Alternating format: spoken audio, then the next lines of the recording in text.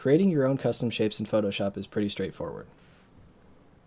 First, all you need is a layer with some fully opaque pixel information. I have here a mountain range kind of shape.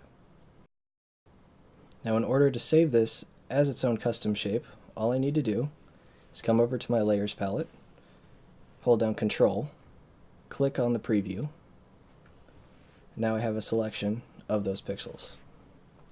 If I come up to Window, click on Paths, that'll bring up the Paths palette.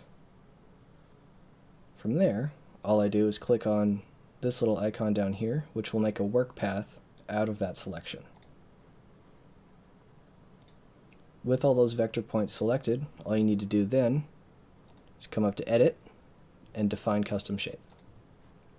Name it whatever you want, and you're good to go. Now I can turn off this layer, delete this vector path, because we don't need it anymore, and come down to my Custom Shape tool. If you don't see it in your toolbar over here on the side, click and hold, and then you can select it from the flyout menu. With your Custom Shape tool selected, right-click, select your new custom shape, then you can drag out on your canvas. If you hold down Shift and drag, your shape will scale proportionally. If you hold spacebar, you can drag your shape into place before committing it to the canvas. Without holding anything, you can squash and stretch your shape in order to get some subtle variation within your preset.